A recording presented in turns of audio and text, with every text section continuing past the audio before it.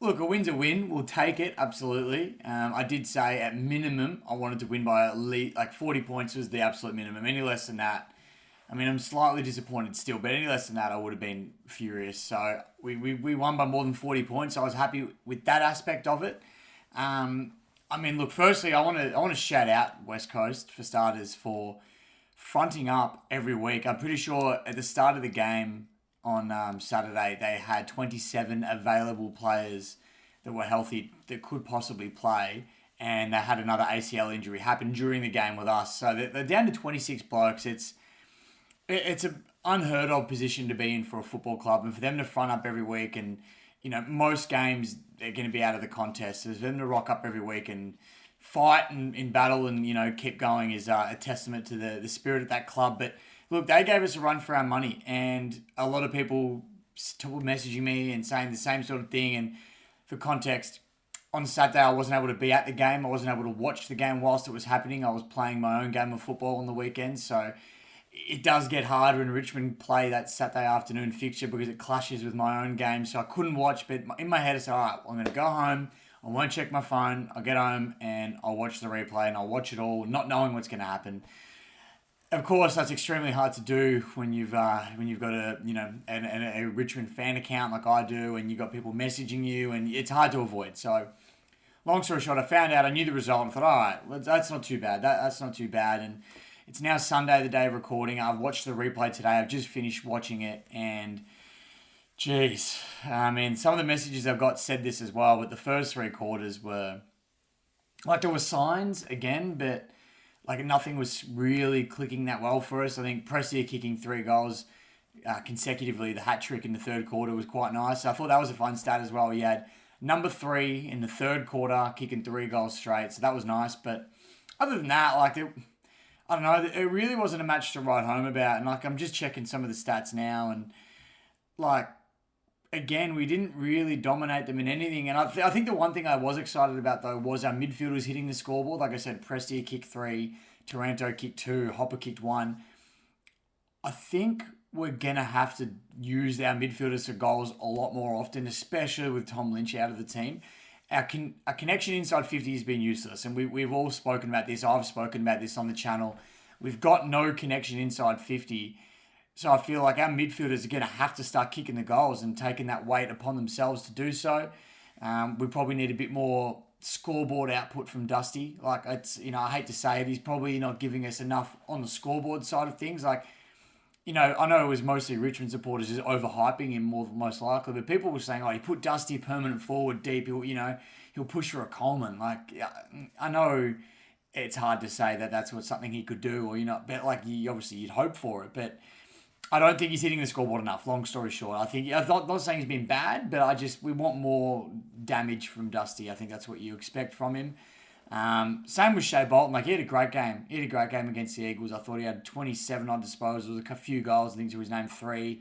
Could have been more. I actually really like seeing Shea more in the midfield, and I think with Prestia playing a bit more forward time as well, that worked quite well.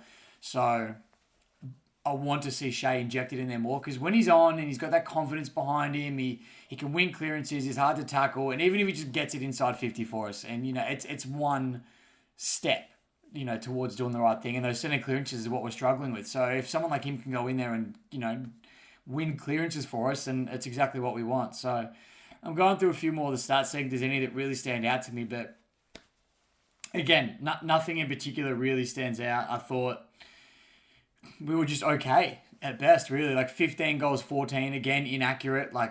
We probably should have won by more if we kick straight. So there's another thing. Poor ball use. We over-handballed again. Sometimes there were handball chains when it was on and it looked good, and we always go that 1 or 2 too many. We might go 1 too many and we get away with it, and then we get cocky and we go for that second one that's too many and we get caught. And then there's because we're all pushing so hard forward, no one runs back or is able to run back defensively hard enough. And I think that's hurting us, and it's been hurting us all year. We did it again on the weekend. Obviously, we were lucky West Coast, and we were able to sort of make up for that and do some other things. So, look, I'm not going to really give too much more. There's not a lot to talk about. We'll take the win. Is it going to be the win that kickstarts our season and gives us confidence to go forward. I really don't know. It's going to be a tough next 4 weeks. We've got Geelong, Essendon, Port Adelaide, all at the G, which is good. Not that it's really been a fortress for us all this year, but we've got them all at the G, and then we've got the Giants away. So the next 4 weeks are going to be really tough. And if we go and lose the next 4 in a row, well, I mean, the season is just about goodbye at the moment, let alone if we were to lose the next 4. So, look, hopefully this is the Kickstarter we needed, just a confidence boost, get us through the next couple of weeks. We do tend to play better against the good sides. Like, look what we did against Melbourne. You know, we pushed, and we pushed them. And I think the better quality sides almost make us get more out of ourselves because we need to. So hopefully, look, that can happen on Friday night. We'll wait and see. But that's pretty much all I've got for the West Coast review. It was, look, it was an interesting one. Like, inside 50s was okay. 65 to 43, you know, we'll absolutely take that. Our efficiency inside 50 wasn't great. Like, it was 50.8%, and theirs was 58%. So they had a better efficiency inside 50, which, you know, no surprise there.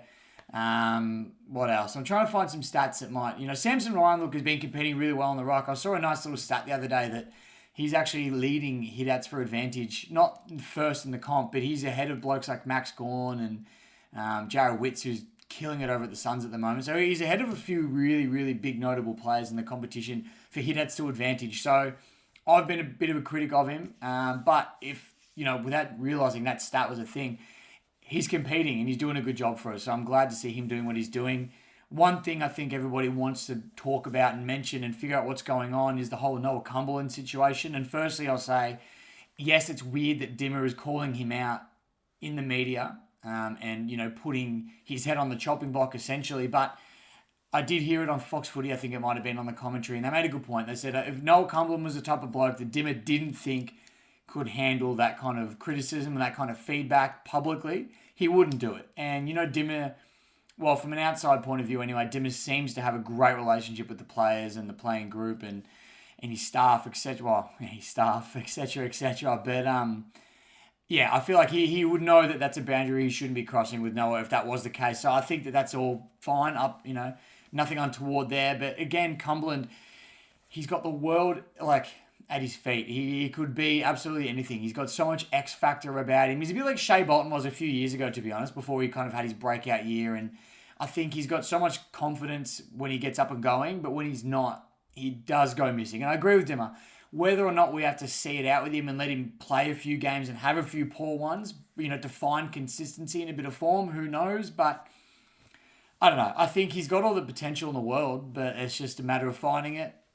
And hopefully, look, if you know, a bit more VFL time will do that for him. I have faith in the coaching group that, you know, they're doing the right thing there. As disappointing as it is not having him out there because we know what he can do, I trust that they're making the right call in that regard. So, look, that's pretty much it for this review. Actually, one more stat I do want to mention: we won the hit-outs 51-30, but we lost the clearances 45-37. Centre clearances we tied 13 each.